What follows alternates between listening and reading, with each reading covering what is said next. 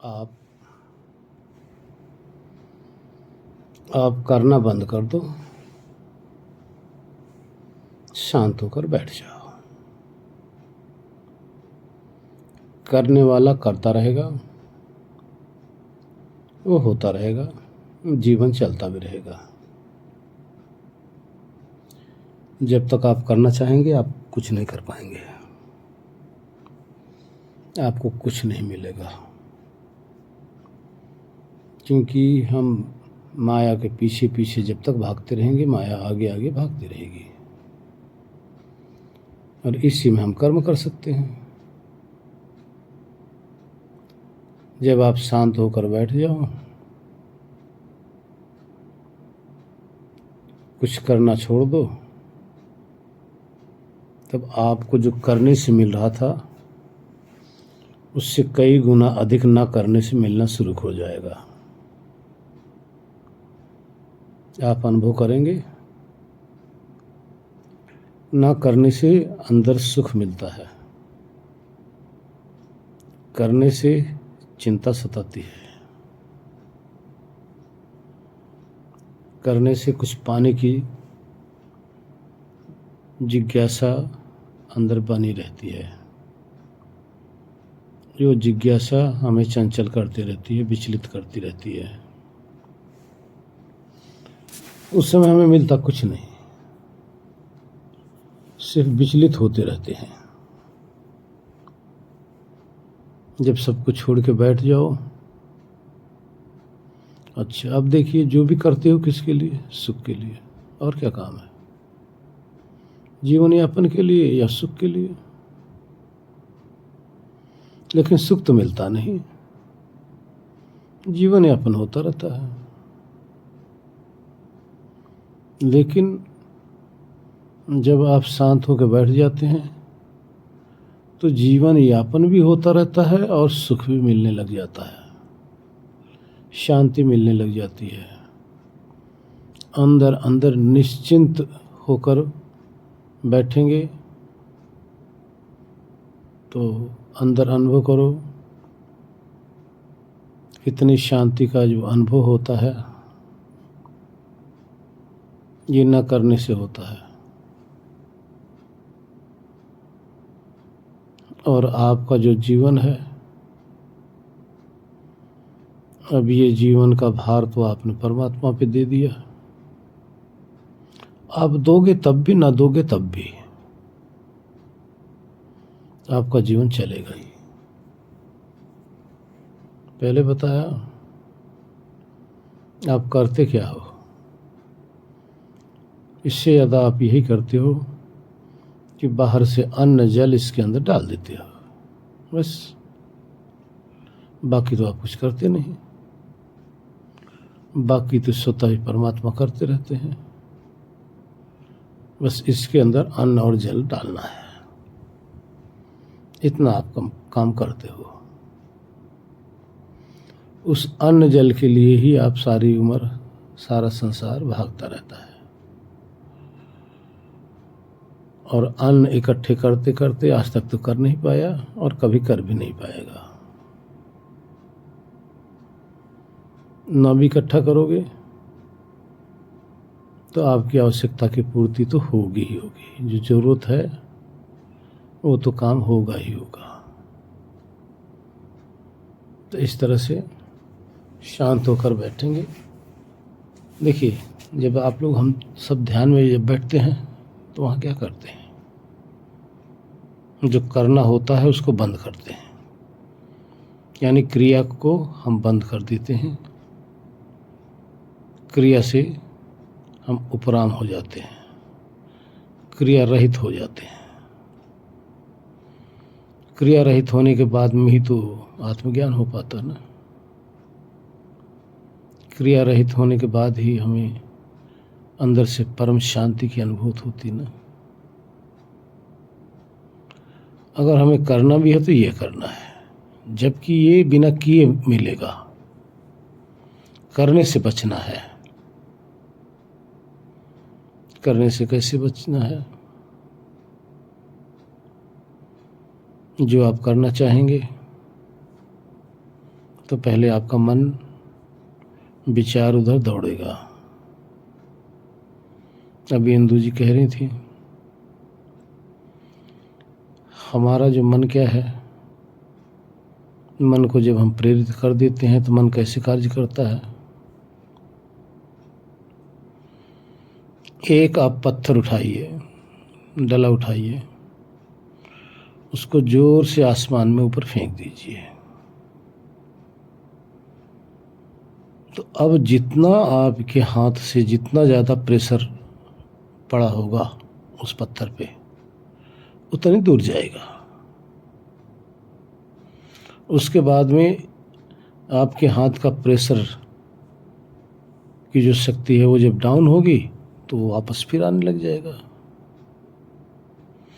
इसी तरह से मन हमारा, मन को जब हम प्रेरित कर देते हैं तो जितनी देर तक हम उसको प्रेशर देते रहते हैं वो चलता रहता है। प्रेशर देना बंद कर देते हैं तो वो धीरे धीरे शांत होने लग जाता है। इसी तरह से हमारा मन है। मन हमारे पुश करने से ही चलता है, ना पुश करें तो नहीं चलेगा। दूसरा एग्जाम्पल, आप स्पीड में कार चलाए चले जा रहे हैं, बाइक चला रहे हैं स्पीड में। अब आप उसको जब रोकना होगा तो धीरे धीरे ब्रेक मारना पड़ेगा।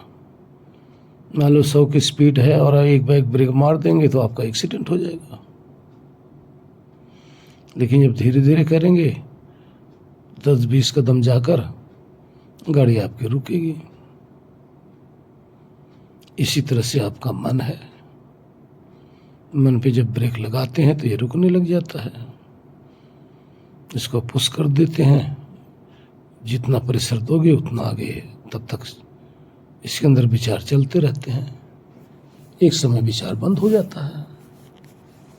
इसी तरह से हमें शांत होकर बैठना है। बैठने की कला में सीखनी है। हरिओम। अकेले बैठ जाओ, जब भी समय मिले अकेले बैठ जाओ। जो कुछ आपके सामने हो उसको देखते रहो, देखते रहो। क्या देखोगे?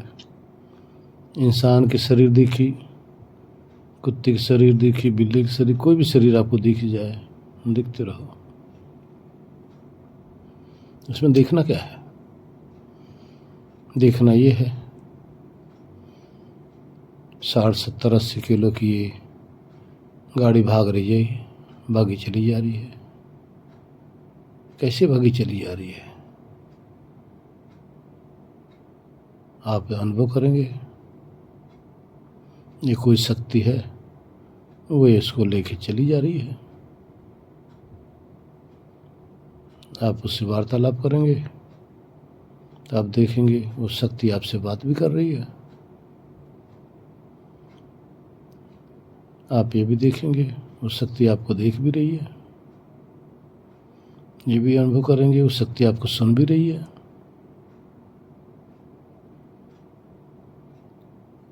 दूसरी तरफ अनुभव ये करो कि वही शक्ति आप भी तो हैं। आप भी तो देख रहे हो दूसरे को, आप भी तो सुन रहे हो दूसरे को, आप भी तो इस लाश को भगाए चले जा रहे हो ना। अबे है क्या ये? कोई शक्ति तो है ना। शक्ति के सहारे तो ये सब हो रहा है। आप महसूस करो वही शक्ति तो हम है। बस इसमें कौन सा आपको क्या देखना है? ना आपको त्राटक करना है, ना आपको कुंडलिनी जगाना है, कुछ नहीं करना है। नहीं पूरी जी, मैं बैठती हूँ ना तो मुझे वो मेरा मुंह तो बंद है। मुझे मालूम है कि मैं तो बोल नहीं रही हूँ, तो अंदर से ऐसा लगता है कि कौन मुझे ज्ञान करवाता है। ऐसे लगता है एकदम एक रस शांत, साव शांत, कोई विचार नहीं, कोई दृश्य नहीं। इस साक्षी भाव की हो के जी हुई, मने वो मालूम नहीं होता है। ऐसे शांत हो जाता है, कुछ नहीं आता है, कुछ देखने के लिए कुछ नहीं आता है। तो हम्म, ऐसा आवाज आता है, जो ये है न, यही तू है, तू ही है। तो ये कौन बोल रहा है? ऐसी बातचीत होती है इसके साथ, ये कौन करवाता है गुरुजी? जी देखिए, इसी का नाम मनन है, इसी का नाम चिंतन है। ये जो सोच रहा है, जो समझ रहा है, वो तो आप हो, हाँ। यही आपका स्वरूप है। लेकिन जिससे तो आप, गुरुजी यही स्वरूप है हमारा, असली स्वरूप। जी, जो सोच रहा है, तो जो बोल समझ रहे रहा हैं। है, ये आपका स्वरूप है। लेकिन जिससे आप विचार कर रहे हो, वो मन है। हाँ जिससे आप विचार कर रहे हो ना, वो हाँ आपका साथी मन है, वो जड़ है। लेकिन हाँ। तो गुरुजी। फिर भी आप जड़ से व्यवहार तो कर रहे हो, जड़ से अपने विषय में सोचते रहे हो। क्योंकि ये जो मन है, ये, अब आप अपने विषय में मन से सोच रहे हो, अन्यथा आप दूसरे के विषय में सोचते रहते हो। तो मन तो आपको आपके विषय में भी विचार करा सकता है, दूसरे के विषय में विचार करा सकता है। तो आप अकेले बैठ जाओ, जो विचार चल रहा है, विचार किसके द्वारा चल रहा है? आपके द्वारा चल रहा है, आप ही तो चला रहे हो ना। हाँ हाँ अब वहाँ जो विचार कर रहे हो कि ये मैं हूँ, तो ये क्या है? ये जो जिसमें भाव है, वो आत्मा है, यही आपका स्वरूप है। लेकिन जिससे भाव बना रहे हो, ये आपका मन है। मन है। हाँ, तो दोनों आपका चल रहा है। मन आपका साथ दे रहा है और आप अपना अनुभव करने में तत्पर हैं, अपने अनुभव में आप तल्लीन हो रहे हैं। लेकिन जब ये आपका मन बिल्कुल हट जाएगा विचार जिससे आप कर रहे हो, तो फिर आपका सिर्फ अनुभव रह जाएगा और विचार बंद हो जाएगा। जिससे आप सोच रहे हो, सोचना बंद हो जाएगा। क्योंकि जिससे सोच रहे हो वो तो दूसरा है, जिससे सोच रहे हो दूसरा है, लेकिन जो सोच रहा है वो हम है। हाँ तो इस तरह ये से, ठीक है गुरुजी। हाँ, इस तरह से अपने आप अनुभव करेंगे, वहाँ बैठे बैठे या खड़े खड़े या देखते हुए, तो आपको अपना भाव बनने लग जाएगा। यही हमारा स्वरूप है, यही हम है, यही हमारी असली सत्ता है। इसी को पहचानना है। इसमें विचार नहीं है, ध्यान रखना, इसमें विचार नहीं है। लेकिन ये विचार करता है, गौर गौर बात पे, हमारे अंदर विचार नहीं है, लेकिन हम मन के द्वारा विचार करते हैं। चाहे अपने विषय में विचार करें, जैसे सामने कोई रूप है तो दिखाई दे रहा है, तो वहाँ अगर आप महसूस कर रहे हो कि मैं इसको देख रही हूँ, तो अब ये जिससे आप ये विचार कर रहे हैं वो तो मन है। लेकिन लास्ट में जो देख रही हो, ये अपने आप को स्वीकार कर रहे हो। तो इस तरह से ये हमारा जो होश स्वरूप है। देखिए, हमारा रूप रे कुछ नहीं है, निराकार, इसी को निराकार कहते हैं, इसी को ज्ञान कहते हैं। जी, तो अब वो समझ तो हमें है, ये जो समझ रखने वाला, ये मेरा स्वरूप है, इसके अलावा सब दूसरे का है। इस तरह से अनुभव करते रहो। तो अब आपने करना क्या है? ना कुंडल नहीं जगाना है, ना कुछ करना है, कोई चक्र के नहीं नहीं, वो तो कुछ करते ही नहीं गुरुजी। चक्र का चक्कर खत्म, उस घन चक्कर में क्यों पड़े? अब तो ज्ञान आ गया। हाँ ज्ञान आ गया, ज्ञान ज्ञान, आगे। हाँ। तो ये ज्ञान ही ज्ञान, ज्ञान से बड़ा संसार में कोई ज्ञान नहीं है। आत्मज्ञान से बड़ा कोई ज्ञान नहीं है। और अंदर जो शांति है, इससे बड़ी संसार में कोई शांति नहीं है। इसलिए इस तरह से शांत होकर बैठो। देखिए, ये एकांत का विषय है, भीड़ में आप नहीं कर पाएंगे। भीड़ में अगर आप नहीं एकांत जी, गुरुजी, एकांत में, साथ में, एक रूम में अकेली होते तभी बैठती हूँ, तो जो ध्यान लग जाता है, तो उसमें से बाहर निकलने की इच्छा ही नहीं होती है। बस इसमें मैं डूब रहना चाहिए, इससे आनंद आता है कि इसमें कितना आनंद है। बाहर निकलते हैं तभी तो संसार लग जाता है जी, इसीलिए ऐसे लगता है कि इसी में ठहरे रहे। जी। तो बाहर भी अगर आप जाते हैं, समाज में जाते हैं, तो वहाँ भी आप एक, मतलब आप सबको देखते रहो, सबको देखते रहो, मतलब किसी के साथ तल्लीन मत होइए। उसके बंधन में मत आइए। अगर आप इसी तरह से देखते रहते हैं शांत होकर देखोगे तो आप जैसे सारे ही हैं, जैसे आप हो ना, सारे वैसे हैं। हाँ लेकिन वहाँ आपको एक तरस आएगी उन सब पे। क्या तरस आएगी? देखो बेचारे कैसे, इनको बेचारे कुछ पता नहीं आप क्या समझ रही हैं, कैसे समझ रही हैं, कैसे जान रही हैं, क्या ज्ञान आपको हो रहा है, आत्मज्ञान हो रहा है वहाँ। लेकिन आपको उनके विषय में काफ़ी आपके अंदर ही ऐसा दयालु भाव आएगा कि देखो बेचारों को कुछ पता ही नहीं है तो यही जैसे हम हैं वैसे ये भी हैं। लेकिन गुरु जी कभी कभी ऐसा होता है हो, बाहर समूह में जाते हैं ना किसी के साथ, तो ऐसा होता है कभी कभी, इसके मालूम नहीं इसीलिए तो वो ऐसे करते हैं। इसका क्या बिचारे का वाकई उसको मालूम नहीं है कि आत्मज्ञान क्या होता है, इसीलिए तो ऐसे करते हैं, ऐसे मन में होते हैं प्रश्न। तो कितना तरस आता है उस समय उनके ऊपर ना। हाँ तरस आते हैं, उसमें तरस आते हैं। हाँ, तो इस तरह से आप करते रहेंगे तो दूसरे पे तरस आएगा। हाँ जी, हरि ओम। हाँ जी, प्रणाम जी।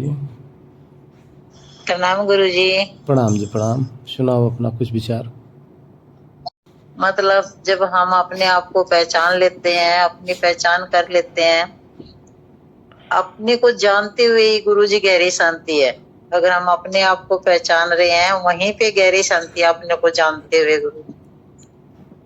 कुछ वहां पे ना पाने की इच्छा है ना कुछ है, गहरा सुख है और अपने होने का अनुभव है।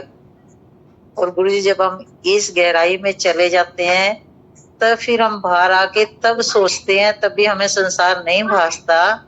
अगर दृष्टि उसी तरफ है तो बस ये लगता है कि इनको अपने होने का मतलब कि शायद ये अनुभव नहीं कर पा रहे अपने होने का, ऐसा ही लगता है गुरु जी। मतलब कुछ तो है ही नहीं कि हमें कुछ करना पड़ेगा, कुछ सिर्फ एक शांति से बैठना जो आप बार बार बता रहे हो वही करना है गुरु जी। बस अपनी दृष्टि, अपना घर जो सब घरों से न्यारा है गुरु जी, अपने अंदर बस शांति से बैठ जाओ, अपने होने का अनुभव और गहरी शांति सबसे सुख गुरु जी से में मुझे लग रहा है गुरु जी। बाकी ज्यादा आपको पता है गुरु जी, मैं यहीं तक पहुंचे गुरु जी कि मुझे कुछ पाना बाकी नहीं रहा। कुछ जिस टाइम इस आनंद में डूबे हैं तो उस टाइम जिंदगी अब कुछ नहीं कि गुरु जी हमें पानी चाहिए, हमें जिंदगी के लिए कुछ चाहिए, सब भूल जाते हैं, गहरे सुख में डूबे होते हैं गुरु जी। अब देखिए यहाँ विचार करने योग्य ये है कि जब तक हम दूसरे में गए हमें क्या मिला? शांति तो मिली नहीं, अशांति ही मिली दूसरे में जाके ना जी गुरु जी। अब जैसे दूसरे को छोड़ा तो अपने में शांति मिलने लगी जी। तो अब देखो कितना सरल भी है जी। दूसरे में गए तो दुख, अपने में आए तो सुख। जी गुरु जी, बिल्कुल सत्य है गुरु जी। दूसरी की तरफ हम लपके। गुरु जी मेरे यहाँ पे शोर हो रहा है गुरु जी। अच्छा, वही ना, दूसरे की तरफ हम लपके तो अशांति ले लिए और उनको छोड़ के अपनी तरफ चले तो शांति मिल गई। तो हम सब जितने भी हैं दुख और अशांति बाहर से लेते हैं, बाहर से जान कर हम क्लेश को इकट्ठा करते हैं, बाहर से अशांति को अपने अंदर इकट्ठा करते हैं, जबरदस्ती खोज कर दूसरे से अपने अंदर लाके भरते हैं और फिर उसी में परेशान होते रहते हैं। वो उसी में तो क्लेश होता है। जब दूसरे के संग हो तो वहां भी अशांत हो रहे हो, आके अकेले जब घर में बैठ जाओ तो उसी को सोच के अशांत हो गए। जब किसी के संग हो, लड़ाई झगड़ा कर रहे हो, तब भी क्लेश हो रहा है। घर में आ गए, अकेले बैठे, वो तो जाने वाला चला गया, लड़ाई झगड़ा करके चला गया। अब घर में आके बैठ जाओ, अब सोचते रहो 1 दिन 2 दिन 3 दिन, रात नींद नहीं आएगी। उसने ऐसे कैसे कह दिया, ऐसा क्या हो गया, क्यों मुझे ऐसा कह दिया, सोचते रहो। तो ये आया कहाँ से? अपने में से तो आया नहीं, ये बाहर में से अपने में आया। ध्यान रखना, बाहर से आया अपने में। तो कहने का तात्पर्य है दूसरे की बला अपने गले डाल लिए। और इसी तरह से सब मर रहे हैं, लड़ रहे हैं, झगड़ रहे हैं, क्लेश सबके अंदर हो रहा है।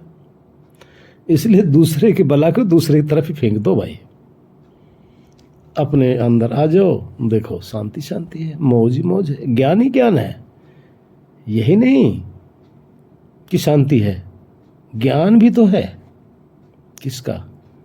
देखो बैठ रहो, शांत होकर बैठ जाओ, अपना भाव बन जाता है। कितना बड़ा ज्ञान होता है। आत्मज्ञान के मुकाबले कोई ज्ञान नहीं सृष्टि के अंदर।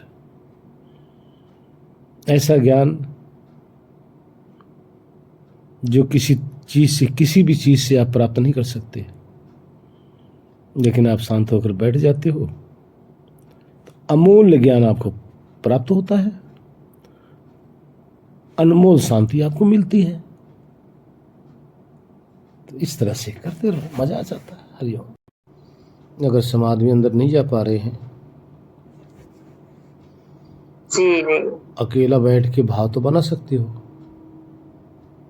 आप देख रहे हो, ये तो महसूस कर सकते हो कि मैं तो हूं। आप सुन रहे हो, ये तो महसूस, ये तो महसूस कर सकते हो कि हम सुन रहे हैं। इस तरह से भाव बनाइए। जो भी देखिए, जो भी होता है, अगर ऐसा भाव बनाने लग जाएंगे तो समाधि लग जाएगी। आप कहीं भी बैठे हो, बस देखिए, कहीं भी आप खाली तो रह नहीं सकते। ध्यान रखना, कहीं भी कभी भी आप खाली नहीं रह सकते एक क्षण भी। उस क्षण आप क्या कर रहे होंगे? दूसरे में घुसे होंगे, दूसरे के विषय में सोच रहे होंगे, दूसरे के घर में डाका डाल रहे होंगे, दूसरे की बुराइयां देख रहे होंगे, दूसरे की अच्छाइयां देख रहे होंगे। इसके सिवा करेंगे क्या? ये तो चलता रहता है। आप चाहो कि ऐसा नहीं, ऐसा होता है।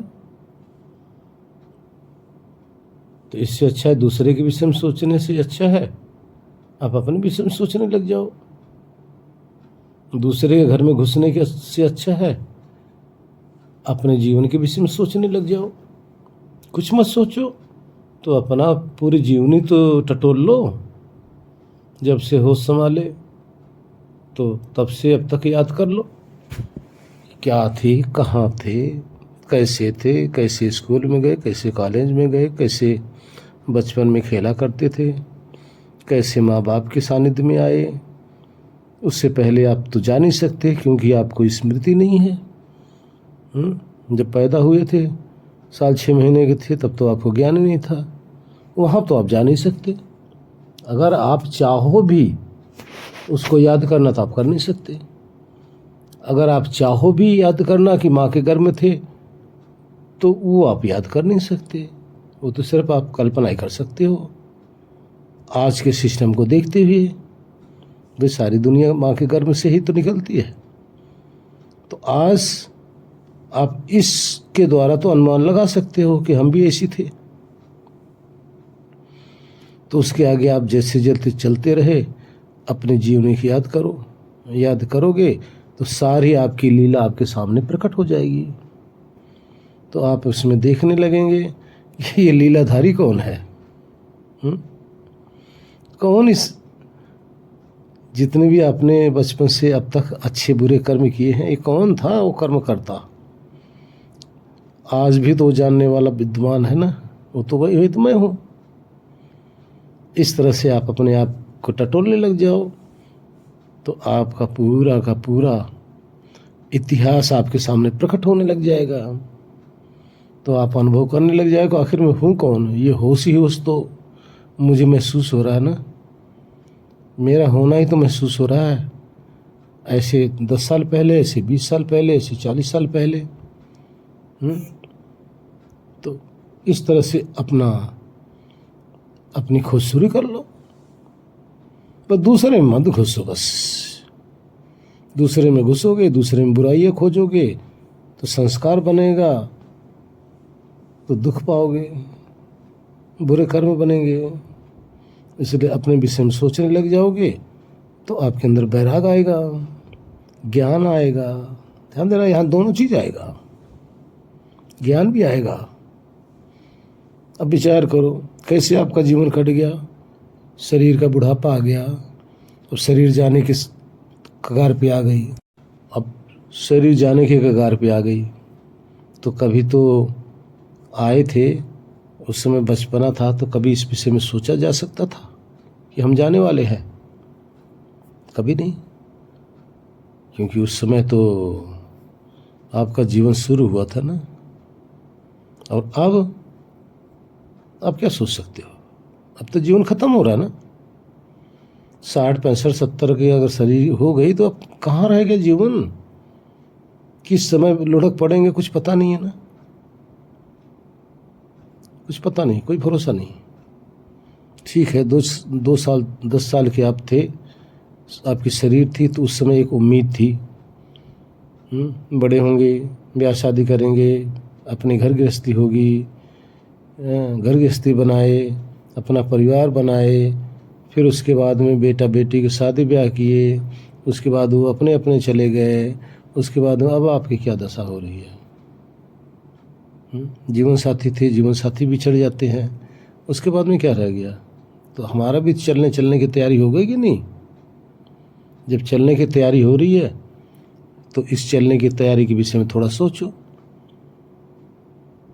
जब से आए हो तब से अब तक तैयारी कर रहे हो, इसको सोचने लग जाओगे तो आप अंदर बैठे बैठे अंदर से ऐसा बैराग जगेगा, बहुत अच्छा बैराग जगेगा। वही बैराग आपको ये ज्ञान करा जाएगा, इस तरह से समझ करा जाएगा, और फिर आप उसी में समझ में बैठ जाओ। जो समझ आ रही ना, जो भाव बन रहा है, उसमें ठहर जाओ, बस हो गया, समाधि लग गई। अगर ऐसा नहीं करोगे तो समाधि कैसे लगेगी? समाधि सात्विक भाव बनाने से लगती है। पहले सात्विक भाव बनाओगे, यही सात्विक भाव है, ध्यान रखना। सात्विक भाव यही है, सात्विक का तो जो सत्य है। तो अपने जीवन का पूरा सत्य, पूरा अपनी फिल्म देख डालो। सबको कह रहा हूं, अपने जीवन की पूरी फिल्म देख लो। फिल्म देखने के बाद में आपके अंदर वो बैराग जगेगा, बचपना चला गया, किशोर अवस्था चली गई, जवानी चली गई, जो मिले थे सब चले गए, बेटा बेटी अपने हो गए, अब तो हम अकेले रह गए और अब भी जाने की तैयारी हो रही है। ये बैराग आपको समाधि लगाएगा। ऐसा नहीं सोचोगे समाधि नहीं लग सकती। हरिओम। पड़ी हो तो वो ले लें, फिर वो सोचा नहीं एक्सपायरी डेट होगी या कुछ होगा, दिखाई भी नहीं लेंगे, फिर वो भी छोड़ दी। ये सोचा अब सो जाते हैं, देखा जाएगा, जो होएगा आराम से देखा जाएगा।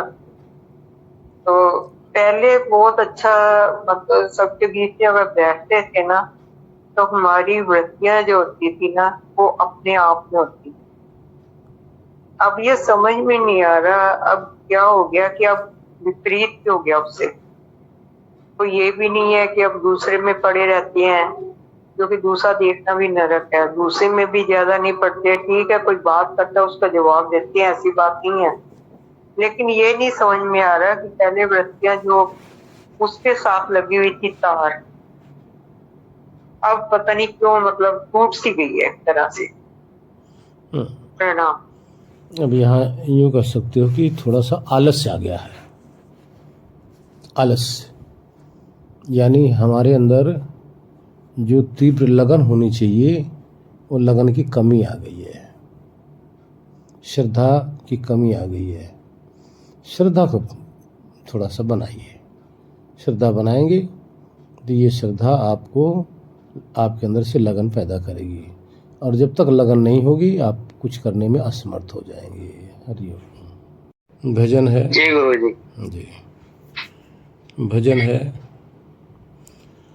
नहीं चाहिए दिल दुखाना किसी का, नहीं चाहिए दिल दुखाना किसी का। सदा न रहा है, सदा न रहेगा जमाना किसी का, नहीं चाहिए दिल दुखाना किसी का। आएगा बुलावा तो जाना पड़ेगा, सर तुझको आखिर झुकाना पड़ेगा। आएगा बुलावा तो जाना पड़ेगा, सर तुझको आखिर झुकाना पड़ेगा। वहाँ न चलेगा, वहाँ न चलेगा बहाना किसी का, नहीं चाहिए दिल दुखाना किसी का।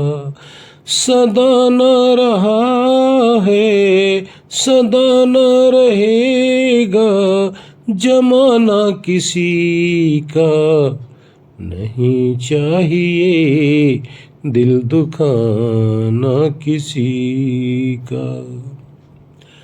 शोहरत तुम्हारी बह जाएगी, ये दौलत यहीं पर रह जाएगी, ये शोहरत तुम्हारी बह जाएगी, ये दौलत यहीं पर रह जाएगी, ये नहीं साथ जाता, नहीं साथ जाता जमाना किसी का, नहीं चाहिए दिल दुखाना किसी का। पहले तो तुम अपने आप को संभालो, हक नहीं तुमको बुराई किसी और में निकालो। पहले तो तुम अपने आप को संभालो, हक नहीं तुमको बुराई किसी और में निकालो। बुरा है बुरा जग में, बुरा है बुरा जग में बताना किसी का, नहीं चाहिए दिल दुखाना किसी का, नहीं चाहिए दिल दुखाना किसी का। दुनिया का गुलशन सजा ही रहेगा, यूं तो जहां में लगा ही रहेगा। दुनिया का गुलशन सजा ही रहेगा, यूं तो जहां में लगा ही रहेगा। आना किसी का जग से, आना किसी का जग से, जाना किसी का, नहीं चाहिए दिल दुखाना किसी का, नहीं चाहिए दिल दुखाना किसी का। सदा न रहा है, सदा न रहेगा जमाना किसी का, नहीं चाहिए दिल दुखाना किसी का, नहीं चाहिए दिल दुखाना किसी का। ओम शांति। शांति शांति ओम शांति।